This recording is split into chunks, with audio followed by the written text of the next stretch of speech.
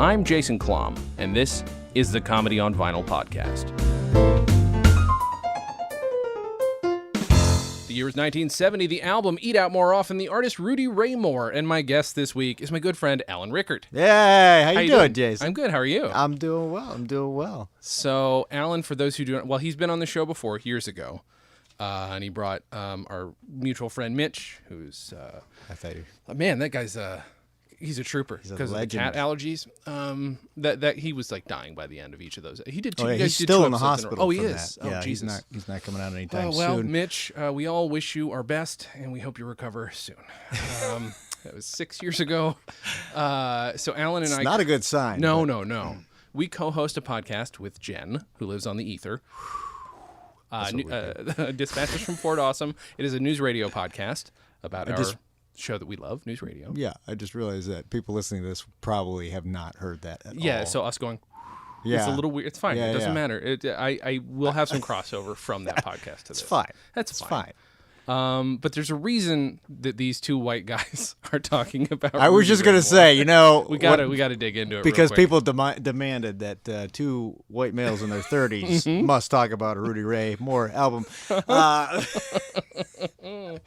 Yeah, so there's a good reason, Allen. Why don't you tell them what that good reason is? Well, there's a fantastic movie being released on Netflix, and it's in limited release in theaters right now, coming this weekend, called Dolemite Is My Name, starring Eddie Murphy. And I got to tell you, because I'm in it. I got a little part in there. It was a lot of fun. I can't highly recommend this movie enough. Like, it is really funny. Like, I've been in some shorts and stuff, and Veep, which is another one that I love. But of course, just giving you a backstory on this before we get in the album. Yeah. My buddies and I, it was either like in the last years of high school or like early college. We would rent movies that we just thought looked kind of off and make fun of them. So we started with like the horror genre, ended up in like the sci-fi genre. And at some point, I think we saw the cover to Superfly. We're like, ooh, let's try this. Sure. And we tried, Mystery Science Theater 3000 it, but Superfly was actually a good movie. I mean, really? you make fun of it a little bit. I've never seen it. All right. I haven't seen it since like the early 2000s, but literally, like, you watch it, like, oh, geez, that was good. We rented Blackula. Surprisingly enough, that's actually a good movie, as well as the sequel. I know a lot of people do love that one. It's because when you watch it, you're like, oh my goodness, this is just a gimmick, and then you watch it, you're like, oh no, like this is good acting. This is actually a really good story. It's been a while since I've seen that one. That's great. All right. And then the best one, though, when we came across, was a little film called Dolemite, starring Rudy Ray Moore. I think we were like, people have heard stories about this movie before. Like, honestly, other than I think we might have heard the name Dolemite, we never saw it. So we're watching this, and we're laughing our asses off because the movie is just it's about a super pimp. It's about a super pimp, right? But it's just like the kung fu that happens. Yep. Just is not. It's not good or even in existence. Right. Like, it's just like swinging slowly at someone. You'll see a boom mic in shots. You'll just the acting is just like either yelling or not yelling. It's kind of what the range is.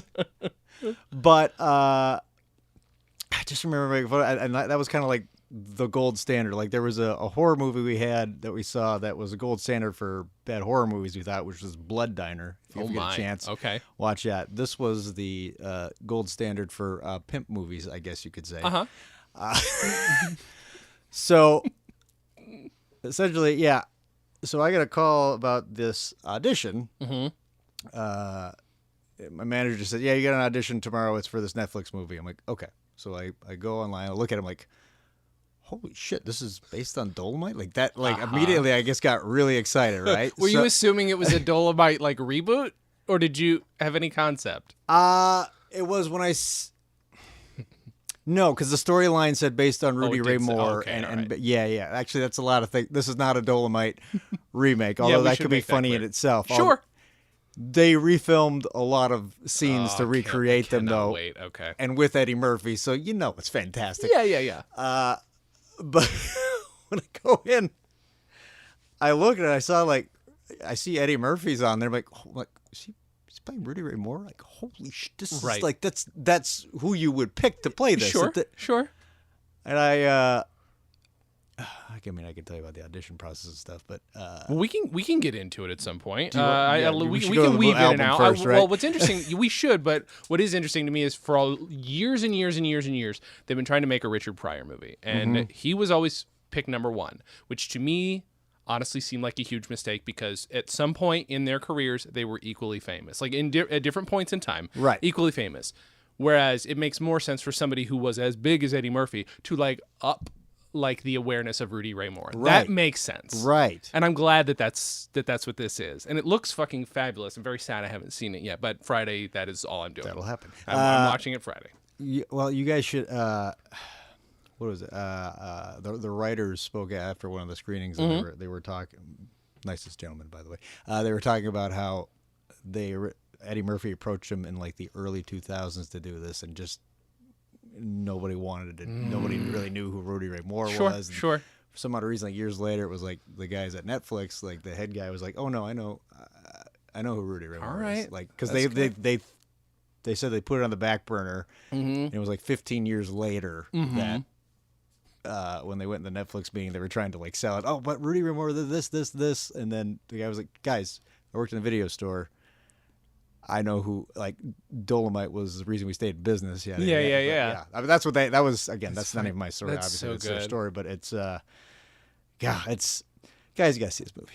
Well, and the thing about Rudy Ray Moore is, I mean, as a person who's always been buying comedy albums, I was always really uncomfortable even flipping past his just because they have the dirtiest covers on the planet. Number one, they're filthy. Well, and their titles are filthy. This is Eat Out More Often. It's not. It is exactly what you think it's about. And it is awful. The cover is just filthy.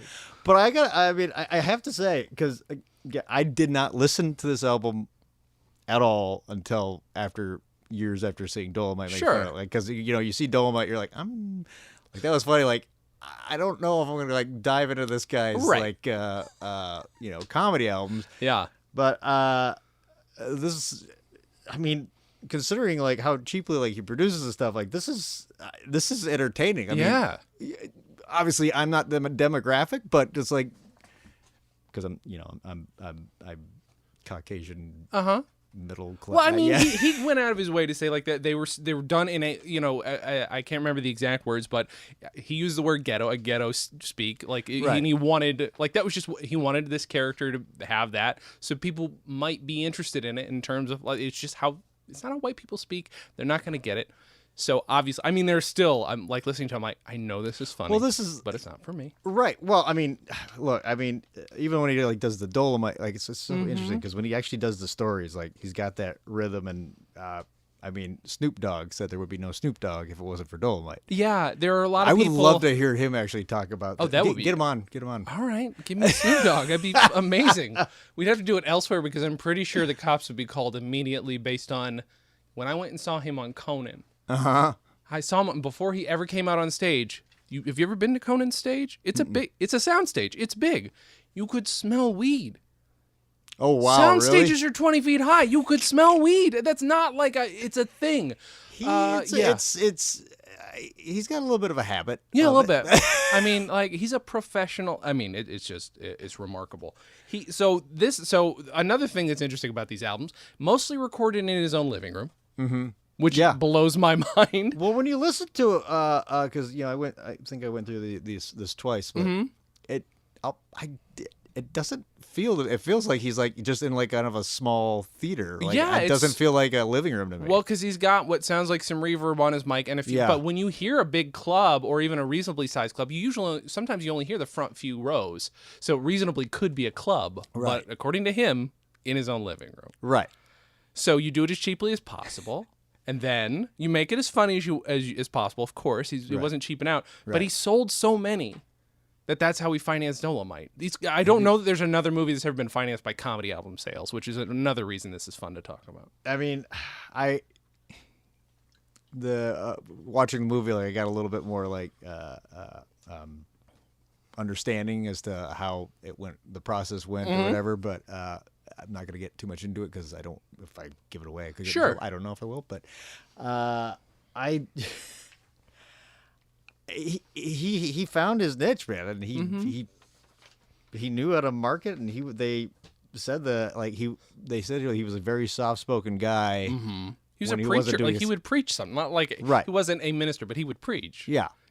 And apparently, I swear, but that's my character, man. Like that's a thing I do. Honestly, if he preached to get me to go see, I would totally go. Like, and you also listen to his audience, and there's so much like them backing up when he would do like in character, like he's doing these characters, like people are just like, yeah, definitely, that's what would happen. That is what Dolemite would do next. Yeah, he would fuck an elephant. It's the fucking that's where my brain is like I'm missing some shit, but like that is something that to sign on for, you've got to really love this character, right? Where he's got so much prowess. He fucks an elephant. He mentions fucking the elephant a lot, which is the only reason I bring it up. I noticed you've printed these out. I did, just to get some reminders of the specific language. Fucking happened, but I mean. Oh my god! Hold on. I mean, that's the first one that pops into my head. Is obviously the fucking elephant. I don't know. I do love that he says, "Just down to the motherfucking bone," because I ain't never going back to San Antone. I just love. Yeah. No, I mean, it's like he's the rhymes are creative and fun, and you then because so often people be like, well, you know who the first rapper was? William Shakespeare. And legitimately people give him that title. Actual rappers give him that title. Because there's music behind it. Well, here's the fun thing, though. I mean, like, the whole Dolemite track was like almost 9 minutes. Like, it is telling this ridiculous story of this Dolemite character. Oh, here you go, Jason. Yes. He ran out of South America for fucking steers. Yep. He fucked the she-elephant until she broke down in tears. And he repeats almost the exact same line later in it. Fuck, 9 minutes. Jesus. Oh, it was like 8.5. I was rounding up. But yeah. No, hey. Can you imagine being able to hold an audience with that, though? Like, that is charisma. That is charisma. He did it. The only one I was suspect in the crowd was you hear one guy go, amen, at one point. I'm like, nah, you were planted there, right? Everybody else seems genuine. You're the one guy like, Rudy knew you, sat you in the front row, said... Please say amen. I need you to do that for me. It's great. And you can picture it because he's like, he also performs in the movie Dolemite. He performs... I think that's where I was poetry. So confused when again, not aware of Rudy Ray Moore and just jumping into this movie Dolemite, and you do see him perform the stuff on stage, and I just remember looking at friends like, what is going on? Why is this pimp performing poetry to music? But look, if I heard the album before, I would at least I would have context. Like, okay. It's okay, like, this that's is what fun. I paid for. It's very much like a fucking Kickstarter. It's like, okay, well, great, you better put these fan Easter eggs in here for me because I just bought all your albums so that you could fund your movie. You know? Right. That's what I'm saying, folks. Not only did he invent rap, he invented Kickstarter.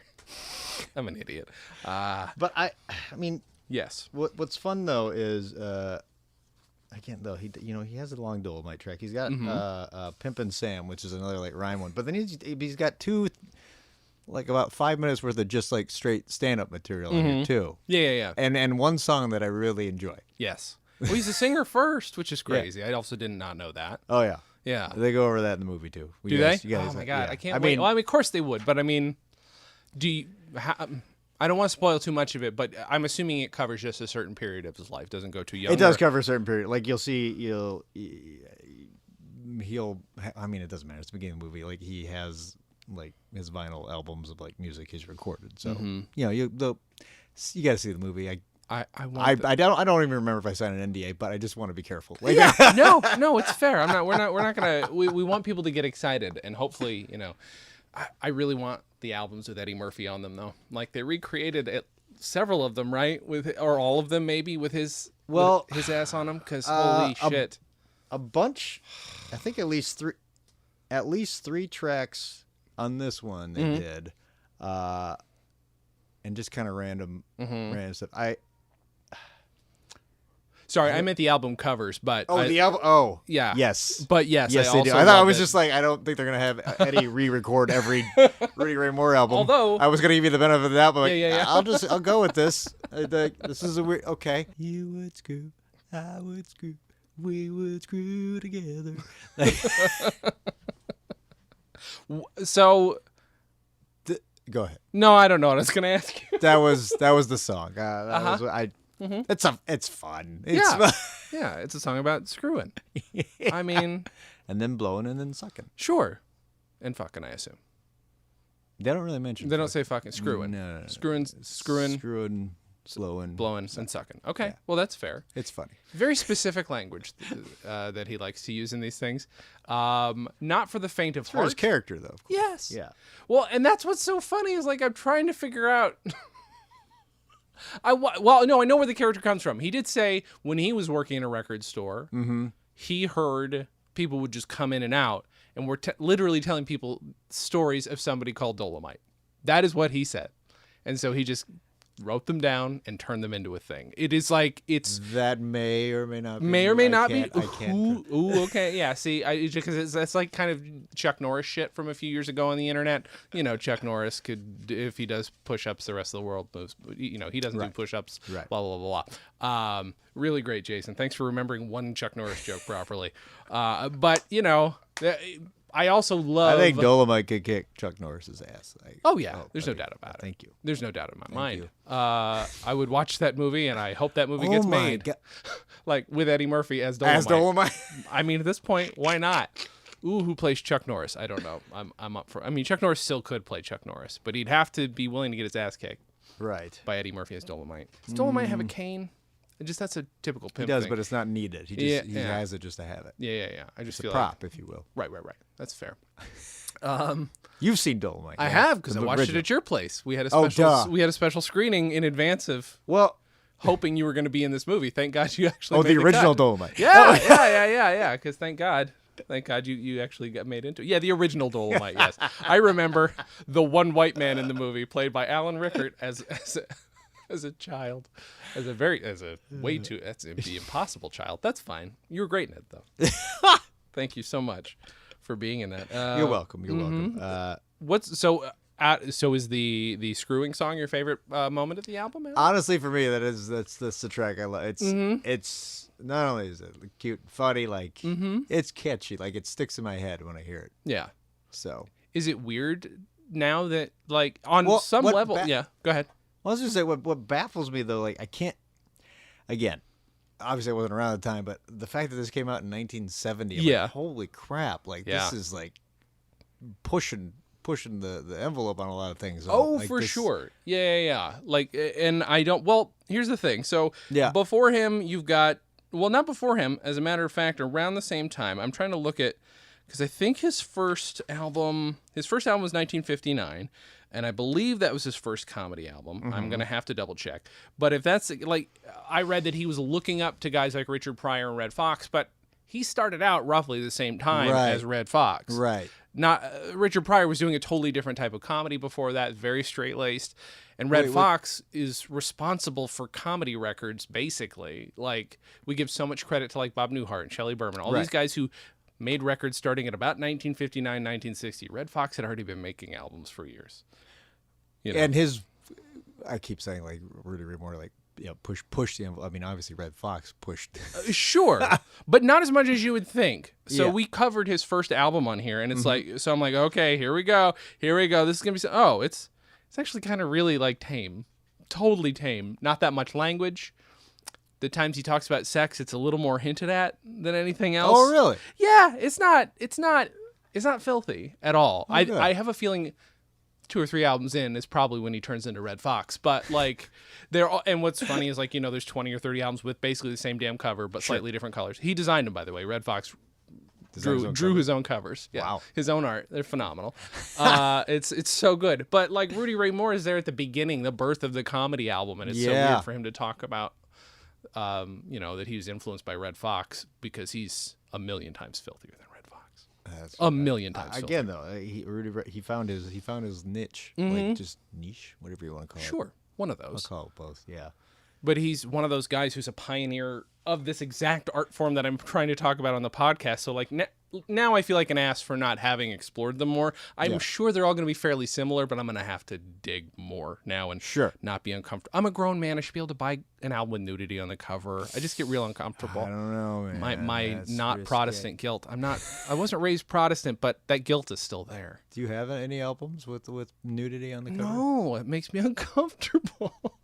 Wait, I'm not joking. It's so. Wow, really? I'm a wimp. And there are a couple really great albums that I have wanted to get that are like interesting ones where it's like, what the fuck is this? Like, this is comedy for adults, and it's just a lady with her tits out. Like that's like, and it's like, okay, this was made by some cheap ass person. Whereas honestly, Rudy Ray Moore, there are photo shoots. He puts some thought into these filthy covers, and they're all a little dirty. And they still got the do censor really sticker across. Yeah, they still do well. Like they do well in re-releases. They've been re-releasing it since before he died in 2008. They're all on iTunes. Like, you could get it's not a hard album to find. Right. No, not at all. And when I went to Amoeba because I was trying to buy this album a hard copy, as it were, they were all re-releases is all they had but a ton of them because again they're very easy to find. Right. Still, so they're super popular among people for whom these were made. So, but let's talk a little bit about the auditioning process because you said you wanted to, so let's do it. Oh, or just move. Yeah, it does. No, I was just saying when I was interested. So I showed up and I have I normally keep either a beard or shaggy sideburns because I never know what I'm going out for, and then I'll trim it to where you just go. But I had the shaggy sideburns. I went out in a corduroy jacket that looks like it belongs from the 70s, but it was just weird because I don't know who this guy was, but there's somebody else. Like there are a lot of guys that had 70s suits that I was like, oh crap, full good suits. for you. Okay, all right. But one guy came up to me, and he had at least the 70s jacket or whatever. He comes up, he's like, hey, how much you want for that jacket?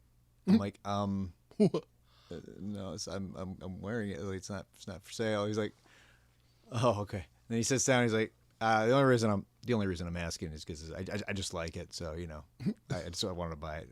I was like, okay, that's cool. Thank you. Weird. Okay, I'm good. It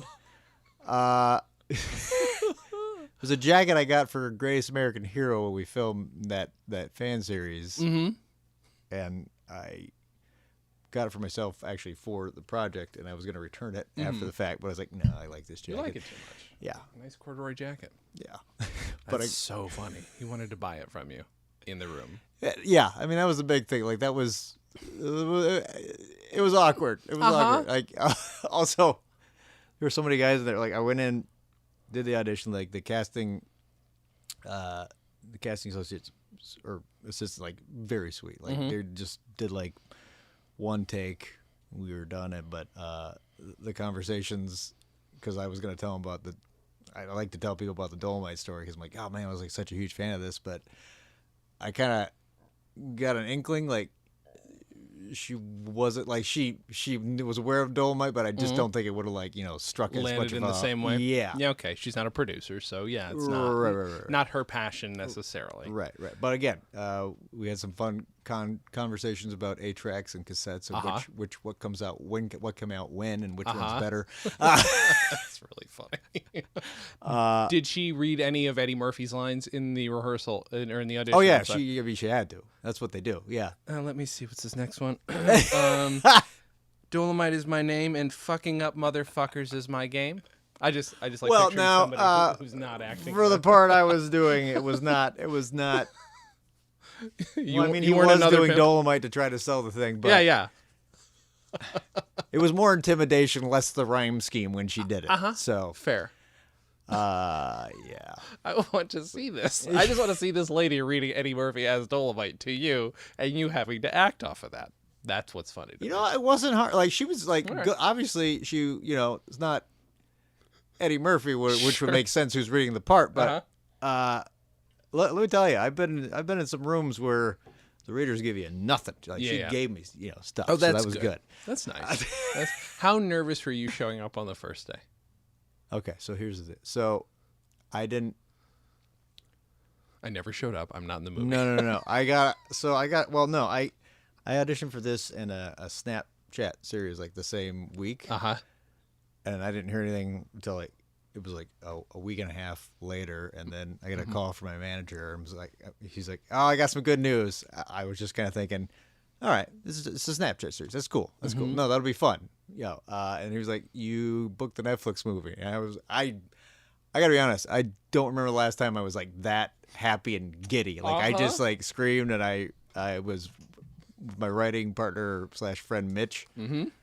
I go in the coffee shop, like, I got it, and everybody around the coffie shop was like cheering, like, ah! They had no idea who I was. Idea. I love it. I love it. It's so good. Yeah.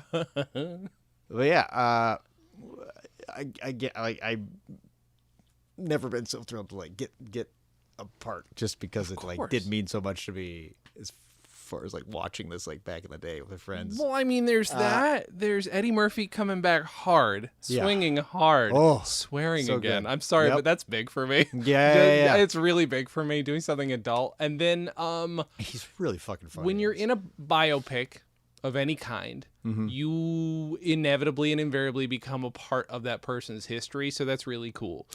You're a part of it in recreating it, and that's amazingly cool. How many people do I know who are in a biopic of somebody who made great comedy albums? Nobody, just you, and that's phenomenal. I'm very happy it's a friend of mine. Come on. Come on. That's it. No, it is crazy to me that I was in a biography movie. It's weird. I love it. Like, did you get to keep any of your wardrobe?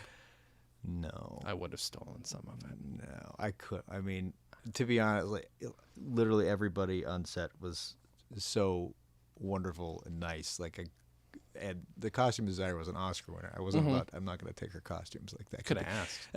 Can I have this bow tie or whatever you probably wore a big wide tie, didn't you? There were 4 outfits they fitted me for the different scenes. I think I ended up using 3, but one was. By the way, it's all polyester. Everything in the 70s is apparently just polyester. Yeah. But no, one was a wide tie with one of those weird like elongated collars. And then the big brown, I think it was like a brown plaid jacket. It's been a while. One was a brown turtleneck. Ooh, yes. Brown jacket over. Cannot wait. Okay. I don't think that scene's actually in there, though. Oh, son of a, I want to see a photo of this. So I'm going to show you one of the pictures that I believe was not used in the movie. We filmed this scene that me and the other 2 guys playing execs. It's a funny scene. Watching the movie, I was like, it got cut. I was like, oh, no. But then I looked, I'm like, yeah, they didn't, like, it was really funny, but they didn't need it. Like, yeah, okay. Fair. Was it an Eddie Murphy scene that got cut as well? No, it was going to be either watching in context, like it was either going to be our scene or Eddie's, and you got to give Eddie's. Yeah, of course, because otherwise it wouldn't make any sense. Of course. Holy shit, that's phenomenal. So we've got. I'm just showing him a picture of. Wow. The wardrobe. That's the one. Okay, with the turtleneck. Here's the deal though. Like, that's a dope suit. Yep. Most people can't pull off a turtleneck. No, that works. Wait, is that John Daly? No, that's not John Daly. Who is that? Because I know Bob Odenkirk, obviously, right? Yourself, and then 2 other gentlemen who I recognize but couldn't tell you. And Gerald Downey, who's actually the Bush beer guy right now. Funny. Yeah. Interesting. Yeah, they're great guys. That's an amazing outfit. I would love to do another movie with them. I would have stolen that exact costume. That's the one I would have said, please let me keep. To be honest, this is the one that I wanted all out of. I just. Yeah, no. It's fine. They rent them. So can you yes. Because you asked about like the first day on set. Yes.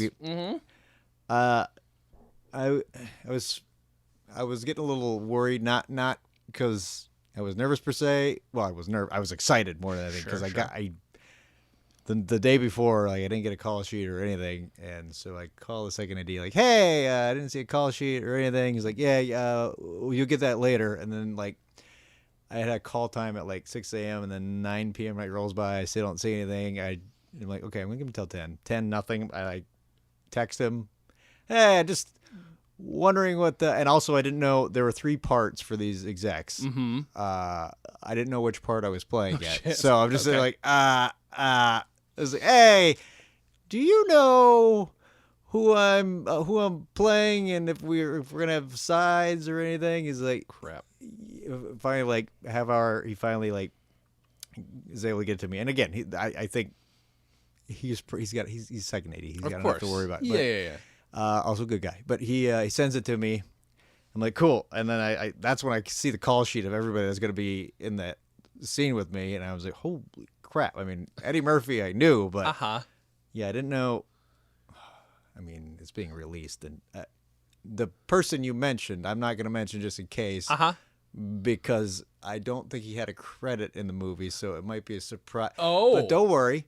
I'm releasing this today. But don't worry. I saw one film review, somebody brought him up. Okay, fine. For the purposes of keeping my safety. Yeah, I'm fair. Not, but you know who he is. I do. Okay. I don't think I'll get in trouble. Okay. But yeah, I see him on there. I see Craig Robinson on this call. Actually, I see Mike Epps. Mm-hmm.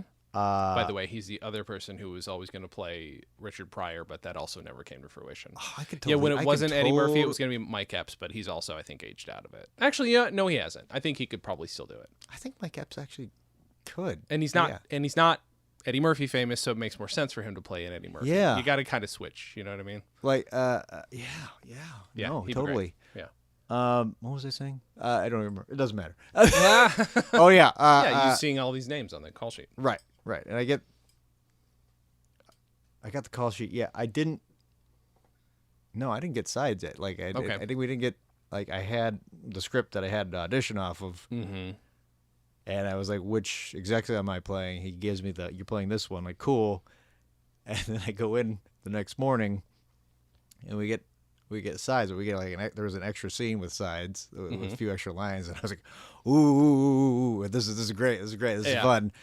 And luckily, the other 2 guys playing the execs were like, I just said, you want to rehearse? They're like, yes, I was just going to ask you. Great, let's just do this. Because it was just the 3 of us in this one scene, which it gets cut, but we were watching. They literally projected a 70s print of Dolemite on an old projector. So good. Behind us. And we're reacting. Actually, the first take, they didn't do that. And I thought it went okay. And then the director comes in. He's like, it was good, but I just want to see something. Let's play the projector behind you and then react to it. And then sure enough, it was even better. But so, I mean, to literally go from a dude who part of your film appreciation comes from hanging out with a bunch of nerdy friends and making fun of Dolemite, yes, to being filmed watching Dolemite is pretty great. Well, I mean, Netflix needs to release cutscenes. That's all I'm saying. It should be a thing they do. I mean, they still release like Blu-rays and stuff along with this. So I'll see if there's deleted scenes on there. All right, I'll have you sign it. I will. For a fee. No. Sure. What was this say? Oh yeah. Just a little thing with that was also beforehand. Like, it was me and the other 2 guys, and props guy comes up. He's like, he looks at me, he's like, I'm going to make you the cigarette guy. Like, you're going to be smoking, like, throughout all this. Like, okay, cool.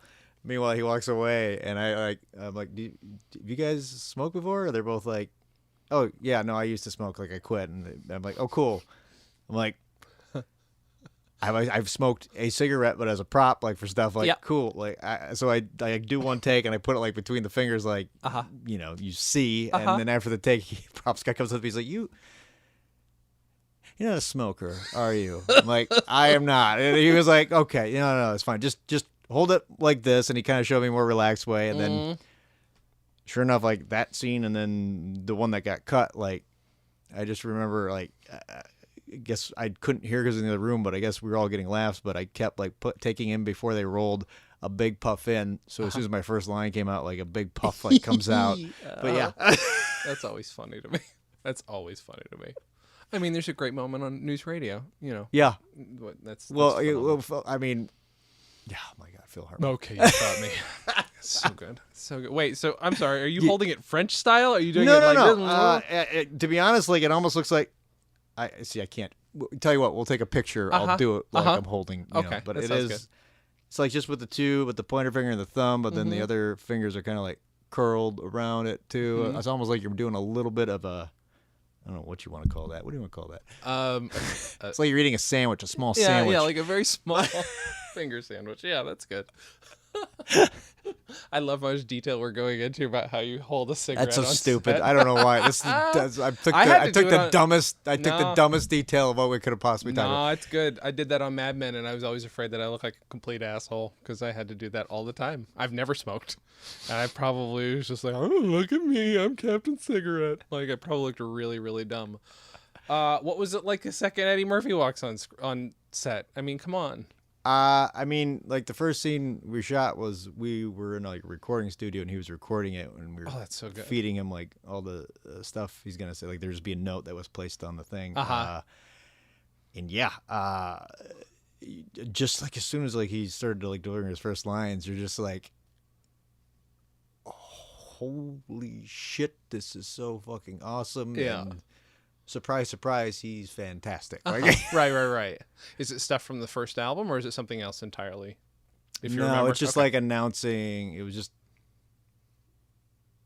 was announcing if you where can't he was say, going to you be. can't say. I probably can, but it's just announcing where he was going to be at a certain time. Okay. Like, because he was touring. Oh, okay. Makes sense. That makes sense. I'm not going to say what he's touring with. That's okay. Just in case. That's perfectly fine. It's already in the past. You should know. But Yeah. Right. I should. It's so great. I love it. I mean, by the way, yes. also, location guy, he found he was a big fan of Dolemite too. I guess we were talking to him because somebody who was supposed to be one of the people sitting in the recording studio, I guess, couldn't make it in. So he's like, "Yeah, I'd love to just sit in on this." So he was sitting in as an extra or whatever. Awesome. But he was saying like, "Yeah, there's that big famous scene, where he does the really bad karate kick and he throws the one guy in the trunk." That is the actual location where they filmed that. Is where they filmed that in this movie. I mean, it looks identical because that's in the trailer. I feel like, right? Identical. Yeah, so that's so good. Oh, that's remarkable. He said he found some other places that were like the exact same spots too. So good hats on him. off to Holy him. crap! Yeah, like that's a location guy you want on your side. Yeah, for real. Well, I mean, like I'm always. Here's the thing. Like that's not. It's like when you make a movie about something, it's like they don't have to look just like them, or like the Elton John movie. It doesn't have to sing exactly like him. But like if something like a real location shows up, it is like, ooh, that's good. You did something. You did your work. You did your homework. But like he knows it because he's a fan. Right. That's fucking crazy. Right. I love that so much. Oh, that's good. Good job, that person. I wish I knew his name. But that good job. Look on IMDb. You'll find his name. Yeah. I'm gonna look on IMDb after this. Just like I looked up the prop guy's name. I should have done that beforehand. I looked at the prop guy's name because I want one of those records with Eddie Murphy's face on. I'm just saying, I will do just about anything. So they did the photo shoots, like recreations, though. Mm-hmm. I think on a lot of the things they use the actual Rudy Ray Moore albums, though. Yeah, so that's fair. You have to double check. So that's may fair. or may not. I'm just gonna ask. I'm still gonna ask. I don't know. Doesn't matter. I still have to ask. I get excited about this stuff. I love fake album covers in movies. It's a weird thing I have. I don't know. It's wonderful. Yeah. I have to say, again, it's just a very surreal experience that I'm with the lines that I have in the room with Eddie Murphy, and I was looking around, and it's that cast that I just listed, and I'm looking, and I was the only like guy that nobody knew that had lines in this scene. And I was like, this is freaking amazing. Yeah. No, it's phenomenal. Like, and it's great. And I'm glad that you could do that. Not everybody can live in the moment like that. Oh yeah. I mean, look, I'm very good at like putting on professional demeanor for this stuff. But on the inside, your entire thinking is just like, oh my, like is this real? Is this real? Did you get so? He puts, again, without giving anything away, he puts on the character for you guys. Does he do some bits? Like that he doesn't do bits there because the whole thing of him putting the character on in there was he was trying to intimidate us to buy what he was selling. That's even better. That's even better. That's remarkable. I just can't wait. I don't want to wait 2 days to watch this thing. I mean, it's playing at New Bev and Alamo Draft House. I could also go do that. So we've already established your favorite track on this album is which? The ballad. I think it's called "The Ballad of a Boy and Girl." Yeah. Yeah. Which we called the Screw-In song. Yeah. Yeah. Good stuff. Yeah. By the way, based on just looking at the names of the 34 tracks on his first album, I'm going to go ahead and say, yeah, it's a comedy album. Oh, yeah, okay. There we go. And then 34 tracks? Yeah. I mean, including The Virgin Sheep, Fish Market Girls, The Beatnik and the Judge, Pussy on the Bus, Little Pussy. Oh, he did Pussy on the Bus? He did Pussy on the Bus. Oh, shoot. Yeah, I know. I love that. So it's my regular rotation. Oh, I didn't know that. I didn't know that was... When you used to DJ, that's what you used to open with. Of course. Okay, so we know your favorite. When I was DJ assistant. That's... So we know your favorite track off of Eat Out More Often by Rudy Ray Moore. Also, Rudy Ray Moore did release an album called Rudy Ray Moore for President, and I always love when people do fake presidential campaigns in any way, because that's my thing. Right. So what I want you to do, Alan, is tell people why to listen to this album, and also why to check out the original Dolemite before we tell them to check out your movie. Like, why give those things a shot? What do you have to be a fan of? You need to watch the original Dolemite, which... It's actually, you can watch for free on Amazon Prime right now. Oh, nice. Surprisingly. Okay. But if not, I have a DVD copy I can send you. And also at my parents' house, I still have an old VHS of Dolemite. So you're offering to send that to one member of our From audience? one member. Okay. The VHS will probably not make it through the mail. As long as they send it to one person after that. You just do a chain VHS thing. Like, you have to promise you'll send it to one other person. Yes. But seriously. Mm-hmm. What was the...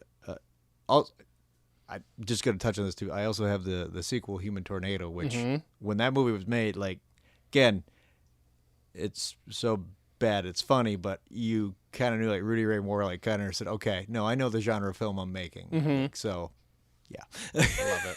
I love it so much. And then why listen to the album? Why listen to Eat Out More You should Often? listen. To be honest, like, just in... Well, first of all, that track I said was really fun, The Ballad of a Boy and Girl, but, like, all this stuff, like, just to hear him, like, go for the longest time and just doing this rhyming of the story and just, like, how dirty, and then you realize it's, like, from the 70s. You're like, oh, it's amazing that he got away with it. Like, I think it's... I think it's a kind of a fantastic part of history. I'd like to dig in very much and know a little bit more about how he formulated these, how much he wrote, how much he just had memorized off the top of his head, if he ever riffed on any of these things. Look, I'm not saying, but I am saying, I mean, the movie might answer a lot of that for you. Yay! See, I mean, this is what we want to know. That's fine. He's not saying, and he's not saying, but you go see it. Okay, so you can see it in limited theaters right now, right? Right. Is it just in LA and New York, or is it in other places too? There's other places. Or Unfortunately, specifically draft houses or something. Alamo Draft House. I think everyone, it's playing in random theaters in, like, Illinois. And okay. I think, but unfortunately, Minnesota, I'd like to get my hometown. I'd like you guys to get on that, because I try to see if my parents could go see it. There is no screening anywhere of this movie in Minnesota. Come on, guys. That's messed up. If you are in Los Angeles, Alamo Draft House and New Bev are fantastic locations to see this. And this Friday, October 25th, we can all see it on Netflix. Oh, yeah. Well, obviously, watch it on Netflix. I'm just saying, you should also see it on the big screen. Well, of course, And then after the big screen, definitely watch it on Netflix. Of course. You guys will be able to keep watching Allen Rueckert as White Guy Number 4. What's your name? Does he have a name? My name is Alan John Fox. Alan John Fox. I knew it was Fox. I couldn't remember. Man in turtleneck, which you won't see his turtleneck. Never mind. You won't see the turtleneck. Damn it. Will you? I want No, I don't think... Wait. It's a great... I honestly don't think the turtleneck comes into play. Makes me sad. That's fine. It's okay. Sorry. I'm not disappointed in you. I'm very proud of you. Maybe there's a deleted scene. Maybe. That's what I'm saying. Get that Blu-ray, kids, when it comes out. Alan, thank you for joining me. Oh, thank you. Thank you for talking about an album that neither of us are qualified to talk about. No, I would, again... But it's worth listening to. And again, like, you might not be us, and you might get more out of it than we did, is all I'm saying. Right. Well, the thing is, like, when we listen to... I mean, we grew up having, like, Monty Python and stuff like this, and just, like, finding all this old stuff. Like, this was never brought to my attention. Like, I'm curious. Like, if I would have heard this album like when I was 12 That's or a very good 13, point. I would have been like, you got like, All that guys, language. you got to hear this thing. This is fucking hilarious. All like, that language, and then Yeah. he talks about fucking an elephant like 4 times. And again, the Ballad of Boy and Girl, I would have loved back then too. Like, Oh, yeah. But yeah, all of this stuff, I would have loved all this stuff then. Like, Yeah. and again, it's really great now, but I Mm-hmm. think it's a different thing if you're like going through your life and you were really influenced by the album itself. Yeah.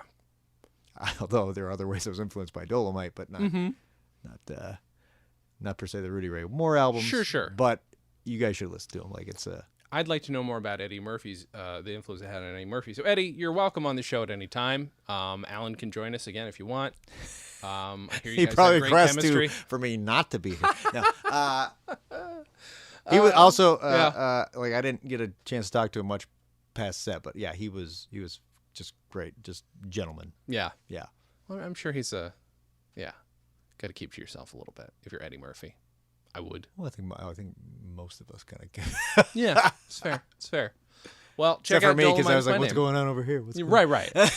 Watch Dolemite Is My Name, Yep. October 25th. Make sure to watch the original Dolemite And first. watch the original Dolemite. That's fair. Netflix. Follow October Alan 25th. on Twitter at Allen Rueckert. That's ALLENRUECKERT. Same thing on Instagram. Yeah. Also, that.com. AllenRueckert.com. ALLENRUECKERT. Hashtag Dolemite Is My Name. Also that. And yeah, that's it. There's just one thing less to say. That's not how I end it. That's not. See, Sorry, that's another nope, podcast that's a problem. we do. That is. I did that last night on another whatever. Can you do an elephant rhyme? Hmm? Can you do a rhyme with the elephant? No, I can't. There's one thing left to say. See, I did it again. As always. And we're out of here. As always. I couldn't remember my own outro because you're such an idiot. As always, have a good thing. And we're out of here.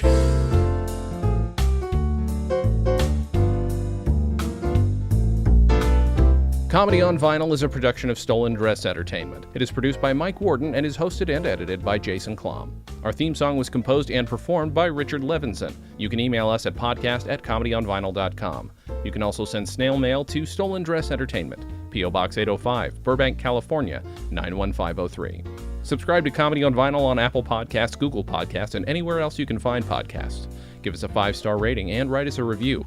It helps. You can find us on Facebook, Twitter, and Instagram at Comedy on Vinyl, or find everything in one place at comedyonvinyl.com. A major portion of Comedy on Vinyl has been underwritten by Stand Up Records. Please visit standuprecords.com for all your comedy needs and tune in to the new Stand Up Records channel available on the Roku, where you can also find select episodes of this podcast. Visit StolenDress.com to listen to our other podcasts, watch videos, and imbibe freely of our multimedia content going back 15 plus years.